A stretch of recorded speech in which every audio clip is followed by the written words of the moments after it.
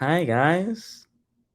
It's been a long 2 years, hasn't it? But today, I think it's finally time that I've given you guys what you've asked for. You can thank these two comments right here for bringing me back to life. But now, I'm gonna get into all of the stuff that I've been doing for the 2 years and what happened with my bone marrow transplant. Because, as you can see, I'm alive and well, and I am not, in fact, dead.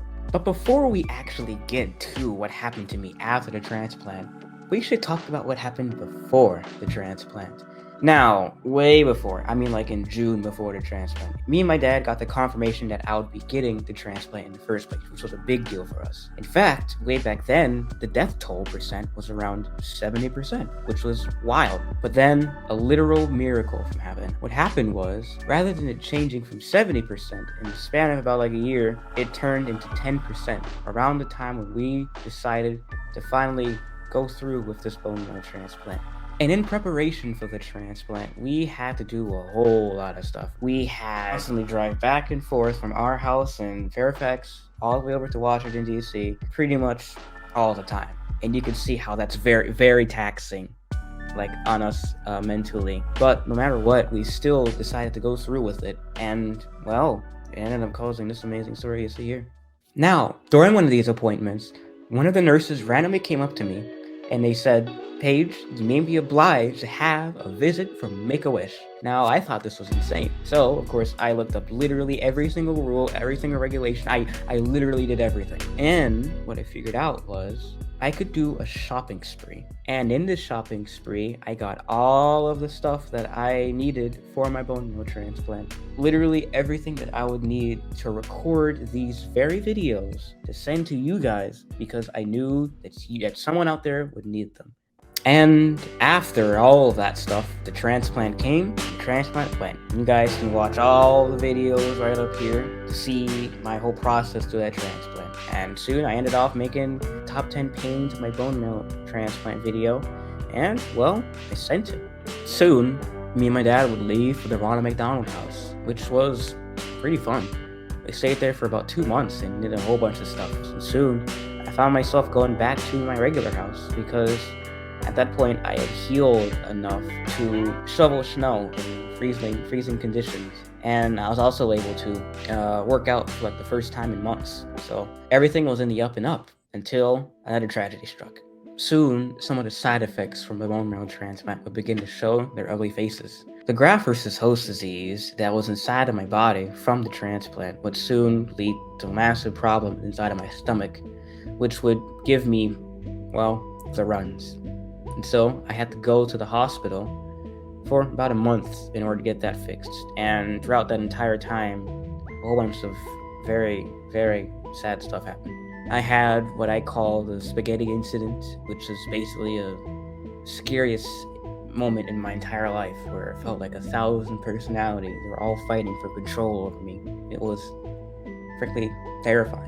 And even after I made it through all of these issues, I had to go back like a diabetes patient. I had to take insulin because the steroids they used to stop the GVHD in my stomach caused my blood sugar to spike, and so I basically now became a diabetes patient. And I had these IV drips and these IV bags. You can even see here a scar from one of the things that a PICC line they put in my arm so that they could give me nutrients through IV. And I remember walking across the house with a backpack on that had these nutrients inside of it. But then I began to heal even more. Soon, I began to become so much stronger and so much better than I ever was before. And then Satan decided to rear his ugly little head again. Because later that year, I would lose my maternal grandfather and my maternal grandmother within about the span of a month. Which means, all in all, I lost my mom, my paternal grandmother, my paternal grandfather, and my other paternal grandmother within the span of a year. But even throughout all of these losses, throughout all of these tragedies, I still made it through disciplined, with a smile on my face, right? Because I knew that no matter what Satan would do, I would still be strong. I would still live, because I'm still here, right? And they wouldn't want me to sit here angry and sad, right? If anything, they want me to smile. Because, as I said at their funerals, they're in a place now where they can walk, talk, and fly.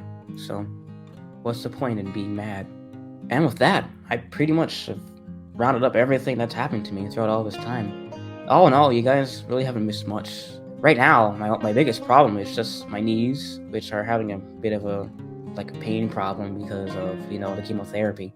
But other than that, I'm I'm good, and I can wake up without fear of having a pain crisis. And to be honest, it's magical. I titled this the conclusion of my bone marrow transplant because it's just that. It's the end of this era of my life. The transplant is done and gone. And as melancholy as that may sound, that's it. I've made it through this process. I've videoed everything that happened in my life throughout this process, and now it's over. Would I recommend you to go through this transplant too if you have these problems? Absolutely. Absolutely, I would. Because even if this may seem like it's hard and difficult, just the sheer amounts of cognitive strength you can get from this is enough for you to just go through this. I became an entirely new person going through this transplant, and just the wisdom that I was able to gain from going through all of these pains, all of this trouble, and even all of the stress when it came to making these videos made it worth it at the end of the day because, it's not about the destination, it's about the journey. And that's when we start talking about the whole thing of this YouTube content. If you don't know, I'm basically the only one who's making these videos. Of course, my dad is a very, very good supporting help, but I realized that I just don't like making the videos. But will I make more videos? The only answer I can have is I don't know. I really don't know. And plus, like I said, video making is just not my thing. But I ultimately want to follow my hobbies. I want to be a writer, and I'm currently working on a pretty big project. And I feel like I can share my story much better through writing than through video editing and making. But hey, what can I say, right? This process was tedious, the transplant was difficult, but I've made it through, and you guys have seen it from beginning to end. And for that, all I have to say is thank you, because if it weren't for you guys, I wouldn't have a medium to share these stories, right? So I owe you guys the world, and I owe God my life. But with all that being said, I hope all of you have great and blessed lives. Goodbye, YouTube. It was nice knowing you.